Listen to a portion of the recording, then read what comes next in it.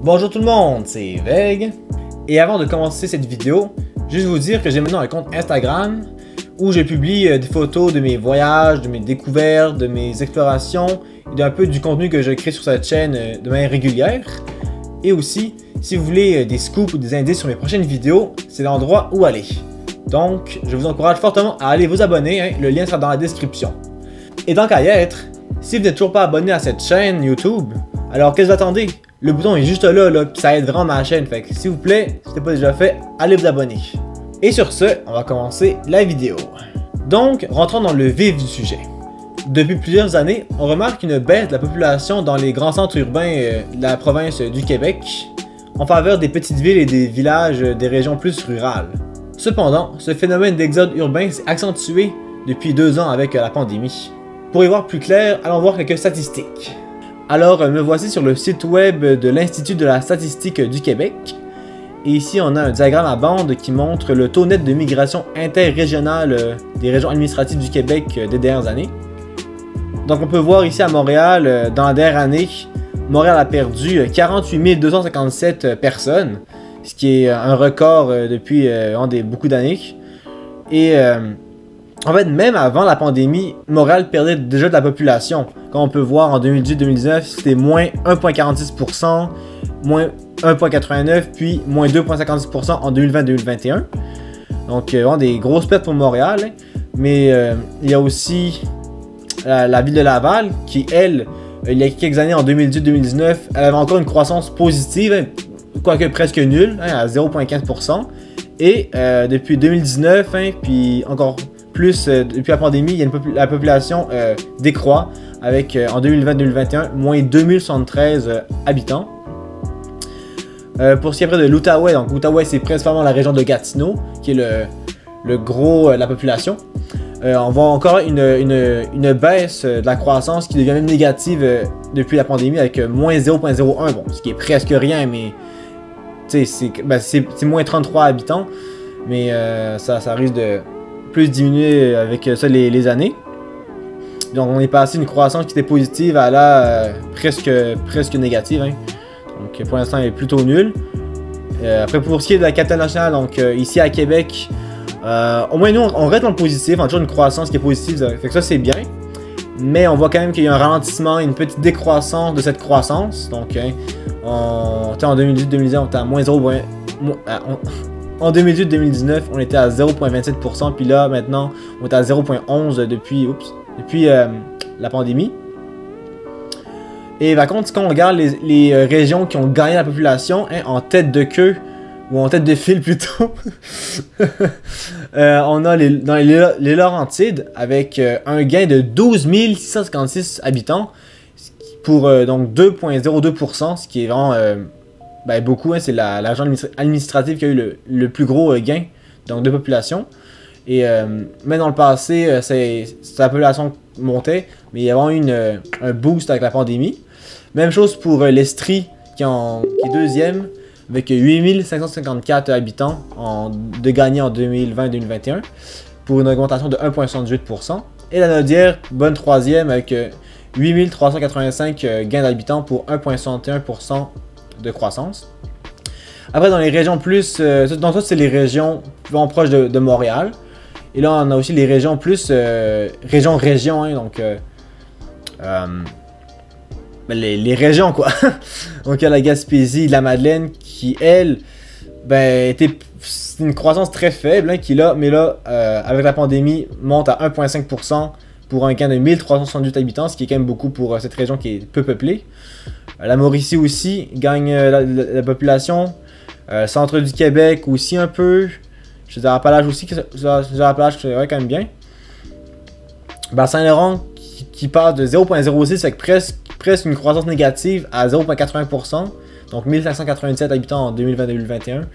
Ce qui est encore une bonne croissance. On regarde vraiment, quand on compare les années 2018-2019 à 2020-2021 pour toutes les régions ici, il y a vraiment une grosse différence entre...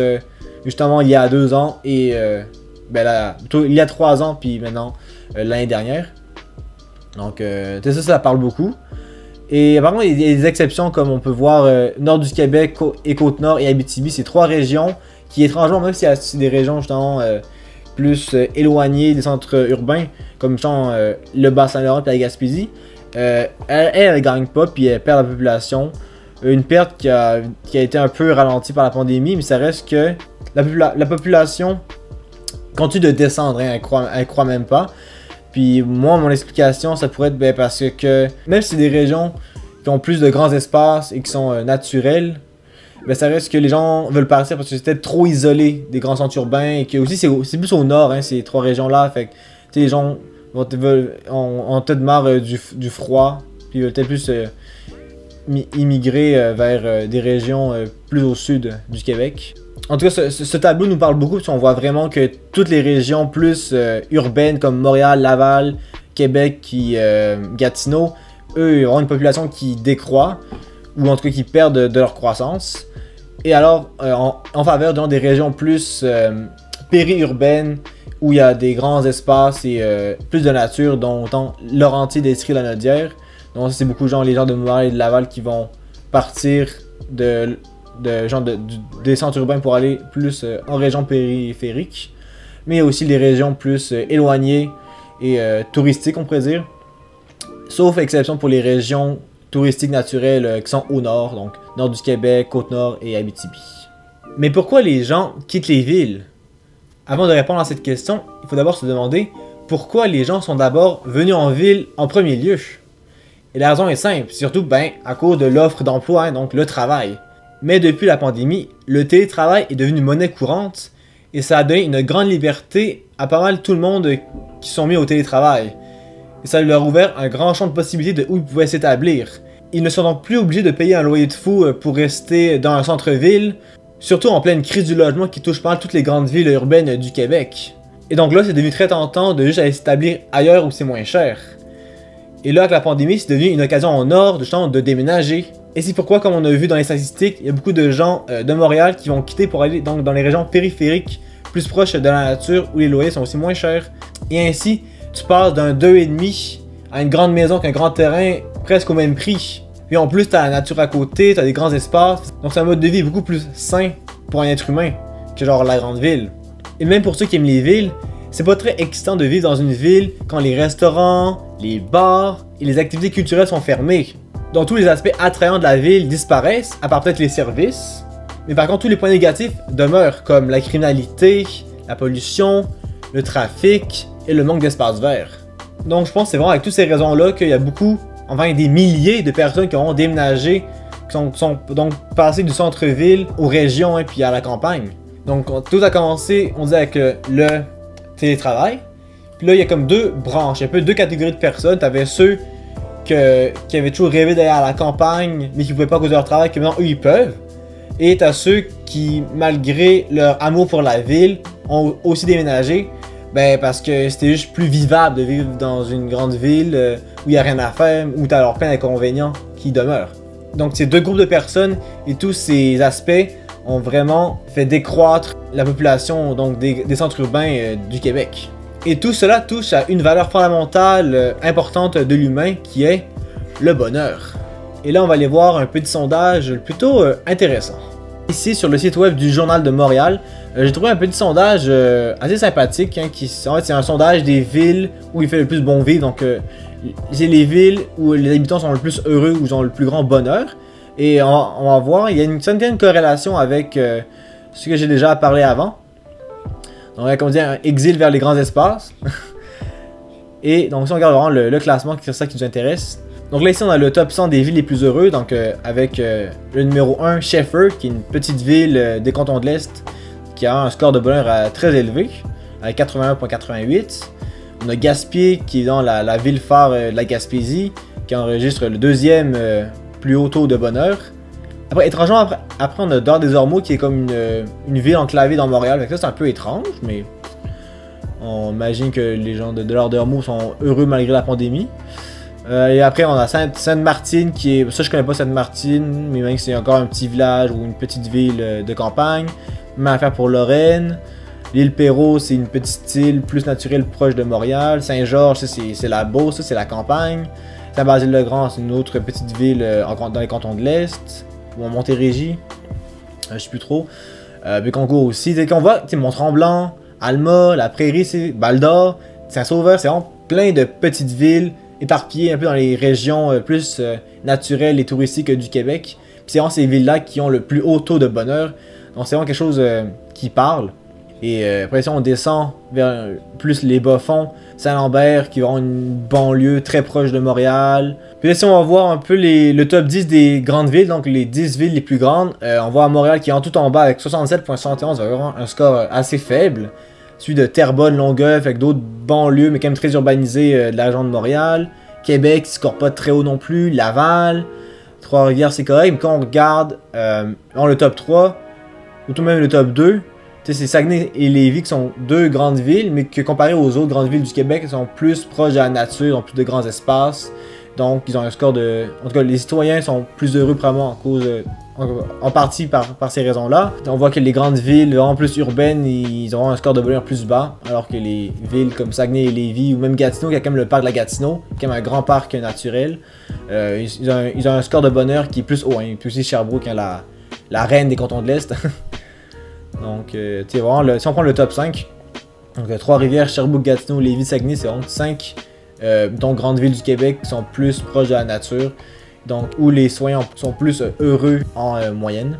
Donc ce sondage est vraiment très intéressant car encore là, on voit vraiment la corrélation entre vivre à la campagne ou proche des grands espaces et l'indice de bonheur. Pour ma part, si j'avais le choix de vivre où je voulais au Québec, mettons, quand je serais rendu dans la vie professionnelle, moi c'est sûr que je sortirais de Québec et je traverserais de l'autre côté du fleuve pour aller à Lévis. Et comme vous avez pu le voir dans le sondage du bonheur, Lévis c'est la deuxième grande ville où il fait le plus bon vivre. Et comme vous savez, hein, je m'en cache pas, je trouve vraiment que Lévis c'est une belle ville, une ville formidable, puis qui a vraiment une bonne qualité de vie hein, pour ceux qui veulent y vivre. Donc moi ça m'attirait en tout cas beaucoup, Lévis. Mais aussi, ça pourrait aussi être dans les cantons de l'Est, hein. Je me verrais bien vivre dans un village, une petite ville des cantons de l'Est, comme peut-être Granby ou un village que je connais pas le nom, quoi. Vraiment peinard au milieu des arbres, au bord d'un lac, là. avoir un petit chalet. Je pourrais avoir une résidence secondaire, une résidence de vacances, mais qui en même temps, ben ma maison principale, tu sais, c'est génial en fait. Ou même à Tadoussac, avec la mer, mais en même temps, alors les montagnes, puis le fjord du Saguenay, c'est vraiment un beau petit coin qui me plairait beaucoup, je pense. Mais par contre, est-ce que c'est de tendance à se maintenir? Car on voit que la pandémie tranquillement s'essouffle et elle va devenir endémique très prochainement. Et donc on va revenir à nos modes de vie normales, hein, le télétravail va devenir peut-être moins courant, ou en tout cas pas obligatoire. Donc si notre mode de vie redevient un peu comme avant la pandémie, est-ce que cette tendance va s'essouffler? Mais moi, je ne crois pas. Parce que beaucoup de gens ont découvert les avantages du télétravail et veulent continuer de travailler à distance. Ça apporte quand même beaucoup d'avantages. Il y a beaucoup de travail qui peut se faire à distance. Et de nos jours, on met beaucoup de l'avant le concept de la conciliation travail-famille. Donc j'espère que les patrons seront justement conciliants envers leurs employés, puis les permettent de continuer à distance si leur travail est possible à faire justement à distance. Et que s'ils font bien leur travail et qu'il n'y a pas de problème, ben, moi je vois pas de problème que ça continue comme ça et que de plus en plus de personnes pourraient donc décider de quitter les grandes villes pour s'établir plus en région, en campagne, dans les petites municipalités. Moi, si vous voulez mon point de vue, moi je pense que cette tendance va continuer. Peut-être pas aussi drastique que pendant la pandémie, mais que ça va quand même continuer parce que cette tendance existait déjà avant la pandémie. C'est vraiment la pandémie qui a créé un engouement encore plus fort pour cet exode urbain. Donc il n'y a vraiment aucune raison de croire que ça va arrêter cet exode. Comme toujours, si la vidéo vous a plu, n'oubliez pas d'aimer la vidéo, de mettre un commentaire et de la partager sur les réseaux sociaux. C'était Veg, à la prochaine pour une nouvelle vidéo.